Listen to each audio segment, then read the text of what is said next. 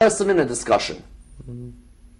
Be it someone who agreed with his school or someone disagreed, he'd entertain them in any debate. And as Imam Ali says, the one who's not your brother in Islam is your equal in humanity. And just picking up quickly on the point of Nafi', from the sources I've read, he actually changes and humbles himself and becomes a follower of the there are some narratives which indicate this. Oh, okay, thank you very much, Zaid. I believe we have a caller on the line. Assalamu alaikum. Assalamu alaikum. Assalamu alaikum. Assalamu alaikum, brother Ammar Nashwani and brother Isa. Salam, brother. Wa alaikum assalam wa rahmatullah. Brother, I've got 3 questions. One question is related to the topic for today. Basically, I just want to know how old was Imam Baqir al-Islam when he passed away, and whereabouts he is actually buried. And the second 2 questions are slightly off topic. Basically, I've read in Imam Rida al-Islam states in Ayyan al-Akbar al-Rida, should the khutbah of Jummah, should it be done after the namaz? Because I've read this in this book. That's the second question. Third question is basically, I was watching this channel, and one of the scholars on that channel was saying that Imam Ali states that anyone that raises my status above Abu Bakr should be lashed 100 times. So I was saying, I mean, how can we, take this hadith to be true? I mean, if we do take this hadith to be true, there's a hadith that also states in our brothers' books that if there's a prophet after me, it should be Hazrat Umar. So I mean, this sort of contradicts. So I wonder if the brother can please shed some light on this. Thank you very much, brother. Regarding the second and third questions, again, as you mentioned, they're not relevant to tonight's show, and we have a lot to get through. Regarding the third one, though, as you yourself mentioned, if that hadith about if there's a prophet after me is the case, then obviously he would have been the first Khalifa, but we will not be discussing that tonight, and inshallah we'll be able to answer your first question now, because obviously we do have a lot to get through. So the question is, how old was the Imam al-Baqir alayhi salam when he passed away? Where is he buried? According to most narratives, he was 57 years of age when he passed away, and he passed away in the land of Medina. In the land of Medina. Okay. Thank you very much, brother, for the call. And so, Sayyid, so going back, we were discussing Imam al-Baqir, and he's now in Medina. And another issue is the concept of earning an honest living, because during his time in Medina, the Imam wasn't just obviously sitting there. As you mentioned, he's establishing the university in Medina, he's a scholar, he's a teacher, and yet he would still go out and work and earn his honest living himself. So what can we today learn from kind of such examples? There is so much to learn from this example of Imam al-Baqir alayhi salam earning a living for himself. The first thing to learn is about management of your affairs during the day. Sometimes people ask the question, how do we manage our affairs during the day? You find that Imam al-Baqir alayhi salam would divide his time between his worship, between his community, and between his family. So you find, for example, in the community he would serve them with knowledge, he'd have his period for worship, and his family. His period of worship would be also part of it, earning a lawful living. Because the Imam himself states there are 70 levels of faith, and the first of them is earning a lawful living.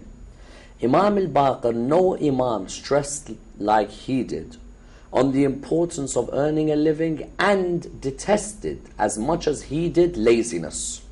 I have never read as many narratives on the characteristic of laziness like I've read from Imam al-Baqir alayhi salam.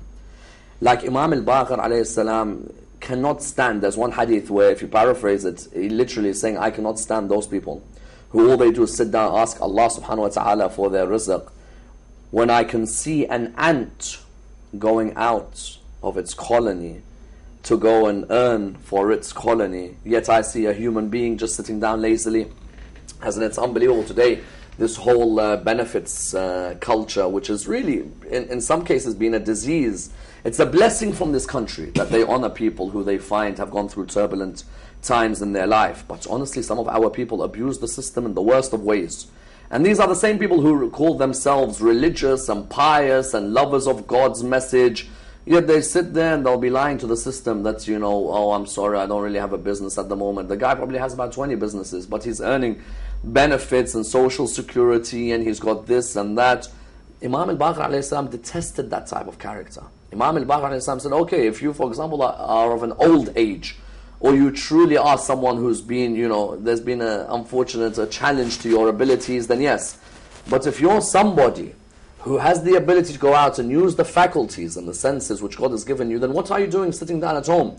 If an ant can go out, Imam says, and raise for its colony, then why can't the human go out and earn? And that's why there's that famous story when Imam al-Baqir alayhi salam, the person narrates that I was walking in Medina, it was the hottest day. I see someone plowing the fields, everyone's inside. So when I see the person plowing the fields, I'm thinking, who is that? It turns out to be Muhammad ibn Ali. Baqir al-Ulum is plowing the fields. So he said, when I came near him, I said, I didn't expect you to be doing such a thing, chasing the world. He said, no. He said, on the contrary, number one, I'm worshipping Allah through earning a lawful living. And number two, it means that I don't die as a beggar. I'm earning my own money. And this message really should go out sometimes more to scholars of the religion than it should go out sometimes to our lay people in the crowds. Because there are many who sit down and rely on handouts, or sit down and rely on certain, families to sponsor them for the rest of their life. Whereas the reality is, you can work as a person who serves AHLUBAYT, and also on the side you can have a job, and there is no embarrassment. If Prophet Idris could work as a tailor, and Prophet Jesus, let's say, could work as a carpenter, and Prophet Moses, let's say, as a shepherd, and if these people who are greater than we'll ever be can go out and earn a lawful living, then there's no embarrassment in us going out to earn a lawful living. Absolutely.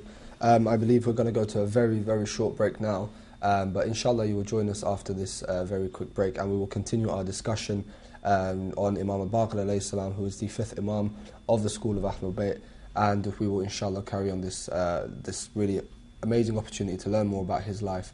Medina specifically, I don't want to talk about the tyrannical ones of Iraq. And you find that Abdul Malik bin Marwan at the same time, while he would harass someone like Imam Zain al-Abidin and his son Imam al-Baqir, at the same time Abdul Malik bin Marwan, if he needed help, who would he ask help from?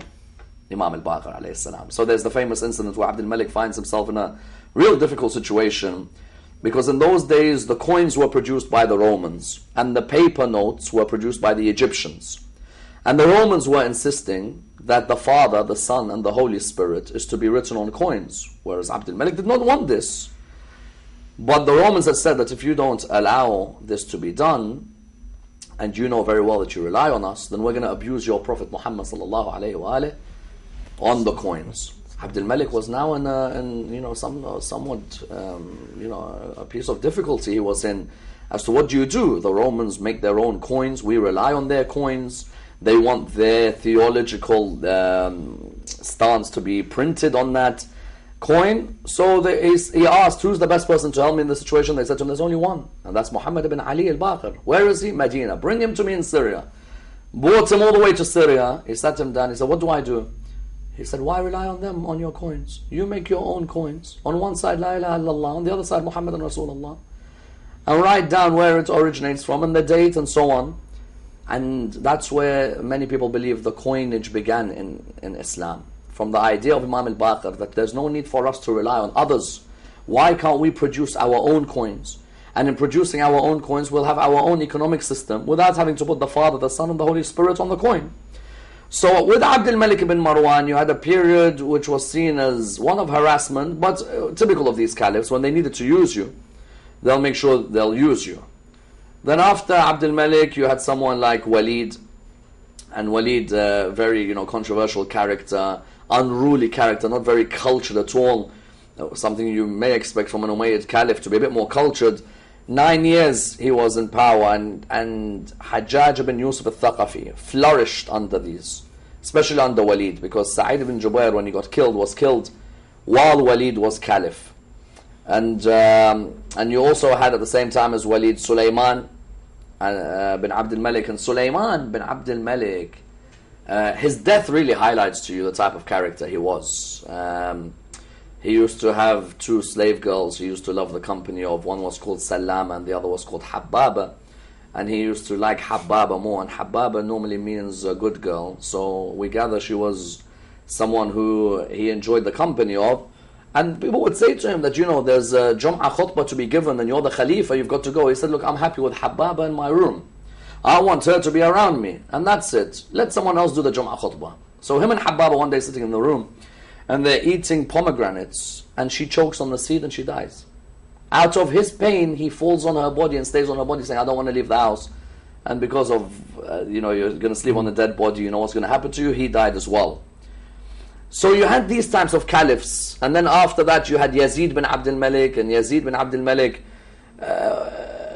who came really after Umar bin Abdul Aziz. Umar bin Abdul Aziz is the, you could say the bright light from any Umayyad caliph.